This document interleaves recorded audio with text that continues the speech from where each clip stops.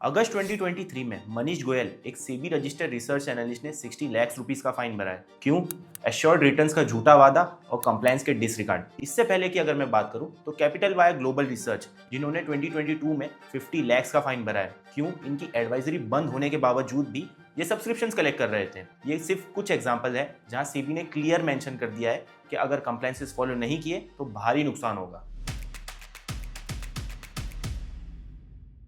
Hello and welcome to another video of Taxation Consultancy, where we simplify registration and post-registration compliances for you. But here is a fun fact. Did you know SEBI compliances are just like live reality show? In SEBI, they are just like Indian parents. They keep on watching you with their eagle eyes. So, if you want to avoid such hefty fines and license suspension and handle SEBI like a professional, make sure you are watching this video till the end. Today, we are breaking down SEBI rules and compliances in the simplest way ever possible. So let's get started. SEBI के scores portal पर हर registered RA का होना जरूरी है ताकि आप अपने investors की कंप्लेंट जल्दी और आसानी से सॉल्व कर सको। अक्टूबर 2024 में अरुण ने 7 लाख रुपए का फाइन भरा है। क्यों? इन्वेस्टर कंप्लेंट नहीं रिजॉल्व हुई थी। आपका लाइसेंस मिलते ही आप स्कोर्स पोर्टल पर रजिस्ट्रेशन कर लीजिए।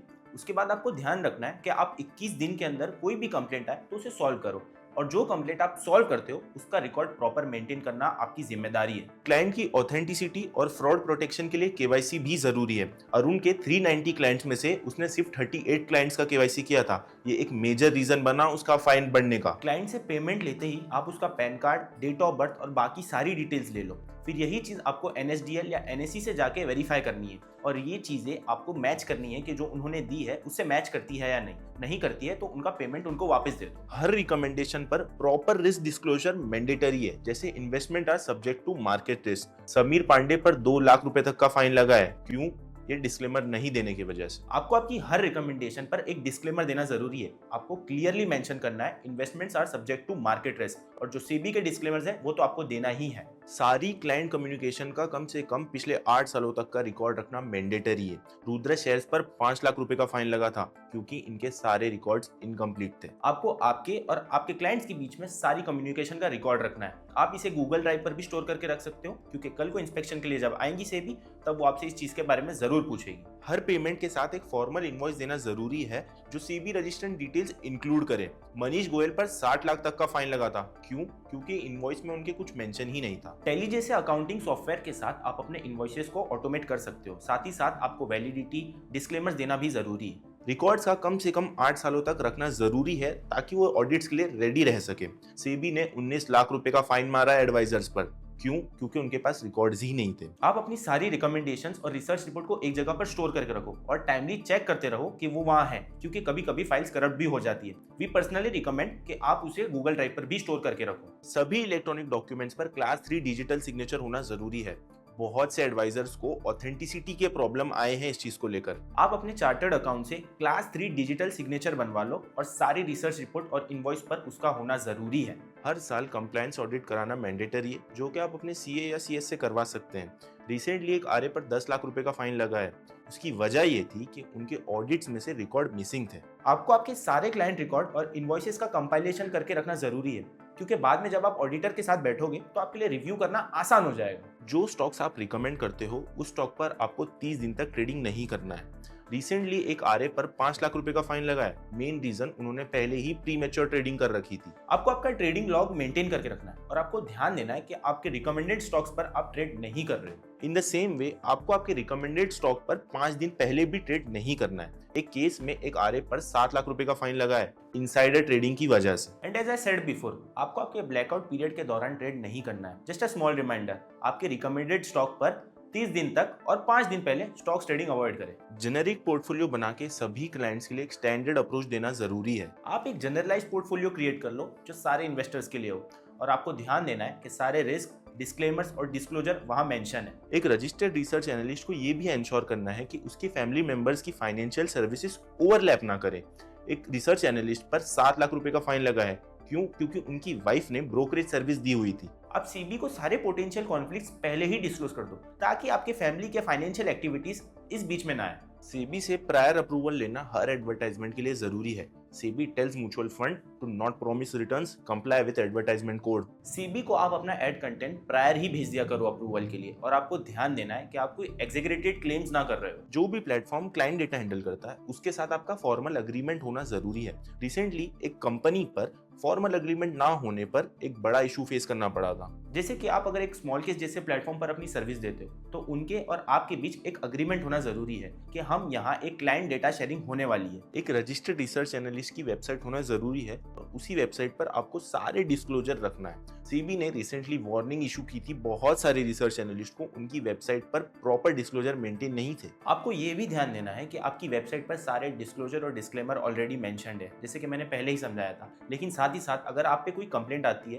तो आपको मेंशन करना है अपने इन्वेस्टर चार्टर पर। ये आपको रोज रिव्यू करना जरूरी है। आपको आपकी वेबसाइट पर इन्वेस्टर चार्टर रखना जरूरी है, जिससे आपके और आपके क्लाइंट्स के बीच में एक ट्रस्ट और ट्रांसपेरेंसी हमेशा मेंटेन रहेगी। रिसेंटली जब सेबी ने इंस्पेक्शन किए बहुत सारे आरएस पर, तो उन्होंने नोटिस किया कि आरएस की वेबसाइट पर इन्वेस्टर चार्टर था ही नहीं, जिसकी वजह से उन्हें नोटिस इशू हुए। आपको आपका मंथली और ईयरली डेटा हमेशा अपडेटेड रखना है, और साथ ही साथ आपको इस चीज का भी ध्यान रखना है कि वो क्लाइंट को इजीली एक्सेसिबल है आपकी वेबसाइट पर। आपको आपकी वेबसाइट पर कंप्लेंट टेबल भी रखना जरूरी है, जो कि आपका ईयरली और मंथली डेटा रिफ्लेक्ट करे। रिसेंटली सेबी ने नोटिस किया है कि लोग वेबसाइट पर टेबल ही अपडेट नहीं कर रहे हैं, जिसकी वजह से उन्होंने उनको डायरेक्ट नोटिस भेजे हैं। आपको आपकी पब्लिक अपीयरेंस या रिकमेंडेशंस का भी रिकॉर्ड रखना जरूरी है। आपको आपकी सारी मीडिया प्रेजेंस और डॉक्यूमेंटेशंस को एक जगह रिकॉर्ड करके रखना है, और साथ ही साथ आपको ध्यान देना है कि आपके पास पिछले 8 सालों तक का डेटा होना जरूरी है। हर रिकमेंडेशन के पीछे एक डिटेल और रैशनल रिसर्च रिपोर्ट देना भी जरूरी है। रिसेंटली एक आरए ने 7 लाख रुपए का फाइन भरा है उनके अनसपोर्टेड क्लेम्स और वेग रिकमेंडेशंस की वजह से। आपको आपकी रिसर्च रिपोर्ट में एक्यूरेट डेटा रखना है, और आपको इस चीज का हमेशा ध्यान देना है कि वहां आपके अजम्पशंस और प्रोजेक्शंस क्लियरली ट्रांसपेरेंटली मेंशन्ड है। सेबी ऑडिट के दौरान आपको फुल कोऑपरेशन देना जरूरी है। सेबी ने 10 लाख रुपए का फाइन किया है एक आरए पर। क्यों? क्योंकि उनके ऑडिट्स में रिकॉर्ड देने में कोई कोऑपरेशन ही नहीं था। आपको सेबी की सारी रिक्वेस्ट को प्रॉम्प्टली फुलफिल करना है। आपको कभी भी गारंटीड रिटर्न्स एंश्योर नहीं करना है। रिसेंटली दिसंबर 2024 में ही दीपक ओसवाल करके एक इन्वेस्टमेंट एडवाइजरी को सेबी ने 10 लाख रुपए का फाइन किया है। आपको आपकी और आपके क्लाइंट के बीच की सारी कम्युनिकेशन रियलिस्टिक और फैक्चुअल रखना है, इसलिए मैं बार बार कह रहा हूँ, रिस्क डिस्क्लेमर हमेशा दो। आपकी कोई भी रिकमेंडेशन देने से पहले आपको एंश्योर करना है कि क्लाइंट का रिस्क असेसमेंट कितना है। आपको आपके क्लाइंट ऑनबोर्डिंग के टाइम प्रॉपर रिस्क असेसमेंट करना है, और टाइम टू टाइम इस चीज का ध्यान रखना है कि उनका रिस्क असेसमेंट बढ़ता है या कम हो रहा है। आपको आपके एम्प्लॉइज को भी कंप्लायंस ट्रेनिंग देना जरूरी है। रिसेंटली एक फर्म ने अपने एम्प्लॉइज को कंप्लायंस से अपडेट ही नहीं रखा था, जिसकी वजह से उन पर 5 लाख रुपए तक का फाइन लगा। अगर आप एक कंपनी हो तो आप अपने एम्प्लॉइज के साथ एक प्रॉपर ट्रेनिंग या वर्कशॉप सेशन रख सकते हो, और इसका रिकॉर्ड मेंटेन करो, फायदा आपका होगा। क्लाइंट रेफरल से कमीशन लेना कंप्लायंस ब्रीच है। रिसेंटली एक आरए ने 10 लाख रुपए का फाइन भरा है सिर्फ क्लाइंट कमीशन की वजह से। आपको सीधा रेफरल कमीशंस को रिजेक्ट कर देना है, और इस चीज का ध्यान देना है कि बिजनेस एफिलिएशंस क्लियरली डिस्क्लोज्ड है। रिकमेंडेड सिक्योरिटीज में अपने फाइनेंशियल इंटरेस्ट डिस्क्लोज करना जरूरी है। आपको आपकी रिपोर्ट्स में फाइनेंशियल इंटरेस्ट डिक्लेयर करना है, और साथ ही साथ इस चीज का भी ध्यान देना है कि आप रेगुलर इंटरवल पर डिस्क्लोजर को अपडेट करते हो। Unregulated grey market trades promote करना सेबी रेगुलेशन के खिलाफ है। एक फर्म ने 20 लाख रुपए का फाइन भरा है क्योंकि वो पहले ही प्री आईपीओ ट्रेड्स प्रमोट कर रहे थे। आपको ग्रे मार्केट की एक्टिविटीज को तो अवॉइड करना ही, लेकिन साथ ही साथ आपको इस चीज का भी ध्यान देना है कि ग्रे मार्केट की किसी भी ऑफर को आपको इमीडिएटली सेबी को रिपोर्ट करना है। आपको आपके क्लाइंट सब्सक्रिप्शन और पेमेंट का पूरा ट्रैक रखना है। 8 लाख रुपए तक का फाइन भरा है एक फर्म ने ये रिकॉर्ड ना रखने पर। आपको ऑटोमेटेड टूल्स की हेल्प लेना है सब्सक्रिप्शन ट्रैकिंग के लिए। साथ ही साथ अगर आप time to time data audit करते हो तो ये आपकी काफी हेल्प करेगा। नॉन इंडिविजुअल एंटिटीज जैसे कि प्राइवेट लिमिटेड कंपनीज, एलएलपी या पार्टनरशिप फर्म्स को एक कंप्लायंस ऑफिसर रखना जरूरी है। ये ना करने पर आप 10 लाख रुपए तक का फाइन एक्सपेक्ट कर सकते हैं। आपको एक कंप्लायंस ऑफिसर अपॉइंट करना है, और साथ ही साथ उसको कंप्लायंस रिव्यूज और पॉलिसीज अपडेट करने का चार्ज भी देना है। आपको हाफ ईयरली और annual compliance report timely file करना जरूरी है। आप रिकॉर्ड सबमिशन के लिए एक डेडलाइन रिमाइंडर सेट करके रखो, और साथ ही साथ इस चीज का ध्यान रखो कि आपके सारे रिकॉर्ड्स एक जगह पे मेंटेन्ड है। इजी प्रिपरेशन हो जाएगी। सेबी के नेटवर्क क्राइटेरिया को मीट करना मैंडेटरी है। एक आरए का लाइसेंस ही सस्पेंड कर दिया सेबी ने क्योंकि उनका नेटवर्क थ्रेशोल्ड के नीचे आ गया था। आपको आपके क्लाइंट बेस के हिसाब से मिनिमम डिपॉजिट क्राइटेरिया अपने डेजिग्नेटेड अकाउंट में मेंटेन करके रखना जरूरी है। आपका सेबी लाइसेंस नॉन ट्रांसफरेबल है। आप इसको ना ही रेंट पर दे सकते हो, ना किसी और के नाम पे ट्रांसफर करा सकते हो। आपको आपका सेबी लाइसेंस किसी भी थर्ड पार्टी के साथ शेयर नहीं करना है, और अगर आपको ऐसा लग रहा है कि आपके लाइसेंस का मिसयूज हो रहा है तो आपको इमीडिएटली सेबी को अपडेट करना है। साथ ही साथ आपको जीएसटी और आईटीआर फाइल करना भी जरूरी है। आप एक रिलायबल अकाउंटिंग सॉफ्टवेयर का यूज कर सकते हो जहां आपको रिमाइंडर आए कि यार अब जीएसटी और टैक्स फाइलिंग का टाइम आ गया है। आपको आपकी रिसर्च रिपोर्ट में एक्यूरेट और अपडेटेड डेटा ही दिखाना है। रिसर्च रिपोर्ट पब्लिश करने से पहले डेटा वेरीफाई कर लो और टाइमली अपडेट करते रहो उस डेटा को। अगर आप कोई एक्सटर्नल एम्प्लॉयमेंट या बिजनेस एक्टिविटीज से एसोसिएटेड हो तो आपको डिस्क्लोज करना पड़ेगा। आप रजिस्ट्रेशन के दौरान ही सारी बिजनेस एक्टिविटीज और एक्सटर्नल रोल सेबी को इन्फॉर्म कर दो। ट्रस्ट ही आपका सबसे वैल्यूएबल एसेट है। ट्रांसपेरेंसी और कंप्लायंस से ही आपके और आपके क्लाइंट के बीच में ट्रस्ट मेंटेन होगा। आपको इस चीज का भी ध्यान देना है कि आपके और आपके क्लाइंट्स के बीच में रेगुलेशन और कंप्लायंसेस को लेकर बात होती रहती है। इससे आपके और आपके क्लाइंट के बीच में ट्रस्ट और ट्रांसपेरेंसी हमेशा मेंटेन रहेगी। Here is a quick recap of all the compliances discussed. Feel free to take a screenshot for future reference. If you are facing compliance challenge, need expert guidance, or want a dedicated team to manage your compliances, don't worry, we are here for you. We specialize in handling every aspect of compliance, right from initial setup to ongoing maintenance, ensuring a complete peace of mind. Our expertise extends beyond compliance.